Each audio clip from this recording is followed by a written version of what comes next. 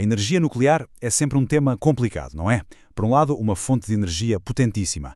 Por outro, cheia de controvérsias. Mas, e se fosse possível reinventar a coisa toda? Torná-la mais pequena, mais segura, talvez até mais rápida de construir? Bom, essa é exatamente a promessa dos reatores modulares pequenos, ou SMRs. Hoje vamos pôr frente a frente a visão, que é fantástica, e a realidade, que tem sido, bem, um bocadinho mais dura. Então, o nosso percurso vai ser este. Vamos começar por perceber por que raio o mundo anda à procura de uma nova forma de energia nuclear. Depois mergulhamos a fundo na grande promessa dos SMRs e logo a seguir preparamos-nos para o choque de realidade económica. Vamos espreitar quem está a liderar esta corrida global e, no fim, ficamos a pensar que futuro é que isto tem, afinal. Ok, vamos a isso. Para percebermos a esperança toda que se está a depositar nos SMRs, temos mesmo de olhar primeiro para o problema. O que é que correu assim tão mal com a energia nuclear, digamos, tradicional? A ciência por trás disto é, na verdade, bastante elegante. Pega-se num átomo pesado, como o do urânio, divide-se ao meio e, puf, liberta-se uma quantidade de calor brutal. Esse calor ferve água, o vapor faz girar uma turbina e já está, eletricidade sem libertar gases com efeito estufa. É uma fonte de energia de base, sempre a funcionar, potente. O problema? Bem, pegar nesta ciência tão bonita e transformá-la em energia no mundo real, isso revelou-se um desafio gigantesco. E os obstáculos são mesmo esses, gigantescos. Os custos de construção são astronómicos, os prazos arrastam-se por anos, às vezes décadas. E depois há a questão do lixo nuclear, que continua sem uma solução definitiva, e claro, o medo. Acidentes como Chernobyl e Fukushima deixaram cicatrizes profundas na confiança do público. E para piorar o cenário, o custo da energia nuclear não parou de subir, precisamente quando o custo das renováveis caía a pique. O setor precisava urgentemente de uma lufada de ar fresco, de uma inovação a sério. E é aqui que entra em cena essa tal inovação radical, os reatores modulares pequenos. A ideia, no fundo, é brilhante na sua simplicidade. Pegarem tudo o que funciona na energia nuclear e resolver tudo o que não funciona. A grande diferença está toda na filosofia.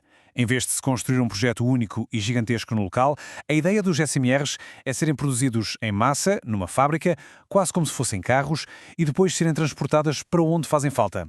São mais pequenos, muito mais flexíveis e não servem apenas para fornecer energia constante, mas também para apoiar as energias renováveis quando o sol não brilha ou o vento não sopra.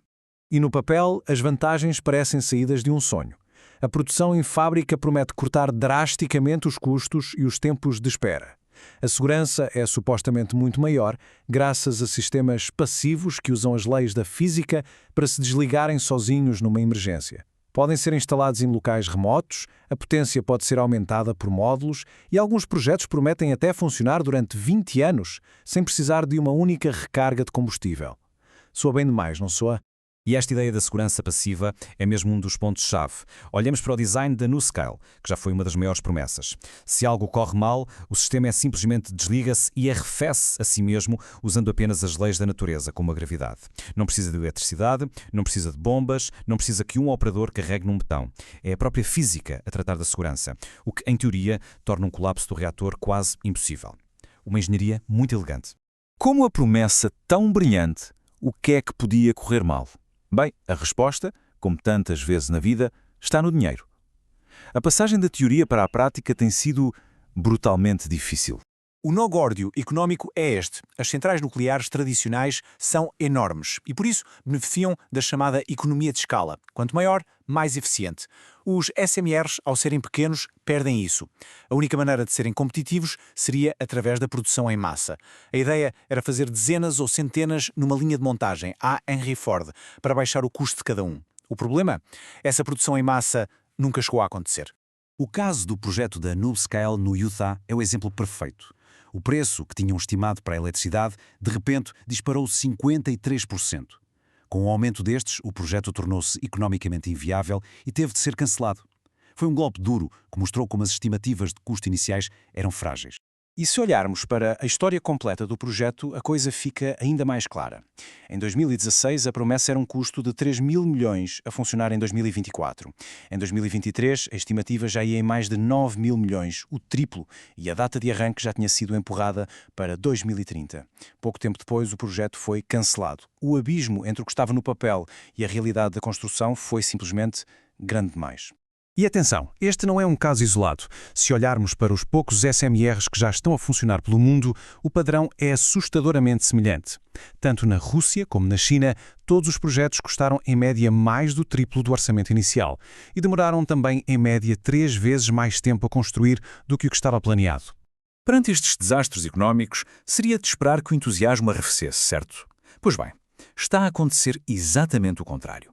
A atração estratégica pelos SMRs parece ser tão forte que está a alimentar uma verdadeira corrida a nível mundial. E quem lidera esta corrida são as grandes potências. A China está a avançar com o seu modelo, mas reparem no prazo. A operação está prevista para 2026, o que prefaz um total de 16 anos de desenvolvimento. A Rússia até já tem um marco importante com o primeiro SMR flutuante do mundo a funcionar desde 2019. E claro, os Estados Unidos não querem ficar para trás, com empresas como a Westinghouse a tentar vender os seus projetos pelo mundo fora. Mas o interesse está a alastrar. O Reino Unido, o Canadá, a Índia, todos estão a entrar na corrida com programas próprios. E agora há um novo e poderoso interessado que pode mudar as regras do jogo: a revolução da inteligência artificial.